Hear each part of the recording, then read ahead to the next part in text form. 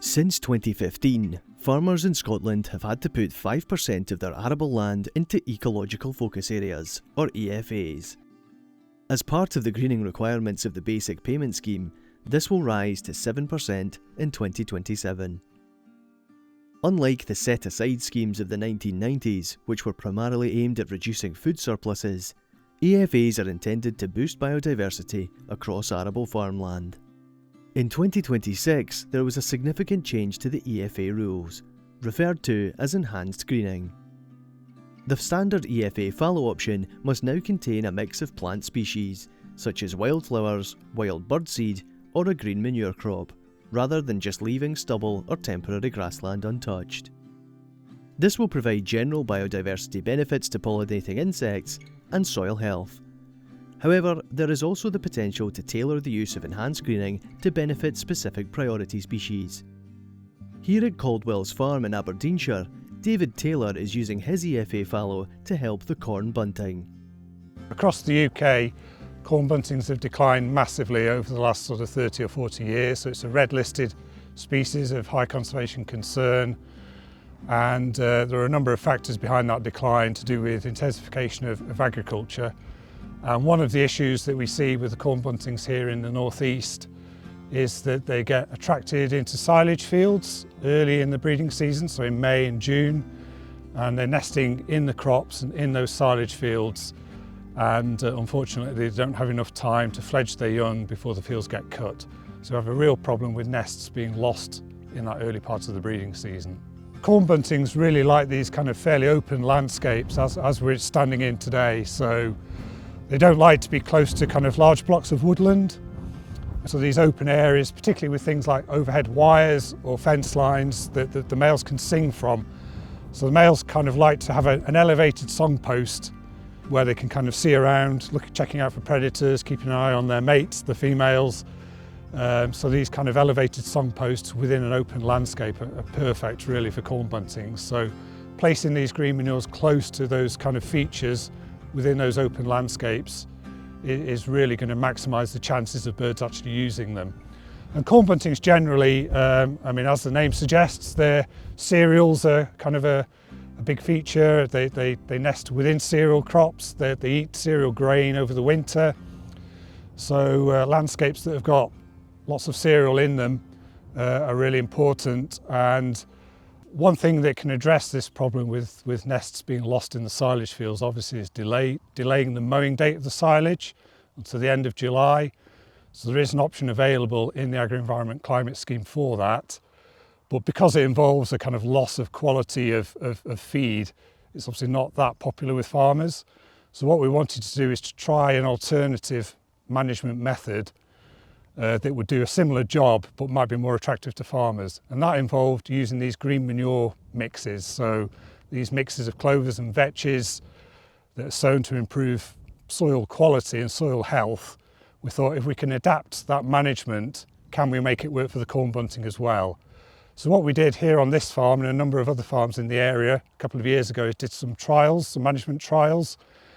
And we basically asked farmers to sow these green manure mixes in the autumn, so in September. And what that did, it allowed the crop to establish over the winter.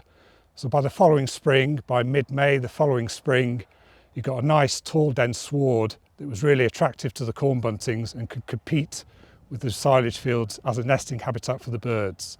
Was whether we could draw those birds out of those dangerous silage fields into something that was a lot safer with these green manure crops. And we also asked the farmers to delay kind of destroying those green manures until at least mid-August. So that gives the birds plenty of time to rear, not one brood, but actually corn buntings will rear 2 broods if they've got sort of a 10 or 12 week period in which to do that. And those trials were successful. So we found that those mixes survived the winter, particularly mixes involving vetches and crimson clover and red clover. They're quite winter hardy. They provided that nice tall dense sward in the spring. It attracted the corn buntings, and the nest success rates were as high as you would see in say a cereal crop later in the summer. So it really worked for the birds, and it worked for the farmers as well. So once we found that this option works and we were satisfied that it wasn't going to create another trap for the birds by pulling birds into a habitat that was going to get cut later on in the breeding season. We then want to try and get it into the Agri-Environment Climate Scheme. So at the moment, you can do green manures through EECs, but only as a spring sown option. And that's okay, that's good. It provides these kind of nice nesting habitats kind of later in the summer, in July onwards. But to provide that kind of nice, tall, dense sward earlier in the season, you really need to be sowing these mixes in the autumn. And that currently isn't available in EECs, so it's something that we'd like to see being made available in future kind of versions of the scheme. However, you can do it through EFA fallows, so there is a mechanism of actually getting it into the ground using the EFA system at present. Although it's too early and we've not done the monitoring to show that the autumn sown green manures can subsequently increase the populations of corn buntings, what we know from our previous research with the trials and looking at delayed mowing of silage, when you do that, when you allow lots of those kind of early nesting attempts to succeed, and you can increase that nest success even by as little as, say, 20%, that's enough to kind of give you a population increase locally around that farm. So we're fairly confident that by providing these autumn sown green manures, or the late cut silage, or combinations of those, just to provide that kind of safer nesting habitat earlier in the season, it's enough to actually kind of boost those populations locally. And it can turn a population from one that's declining into one that's stable or even increasing. But the critical thing really with both options is the later you can leave that mowing or destroying that crop, the better. So certainly leaving it until the beginning or mid-August, and ideally even later if you can.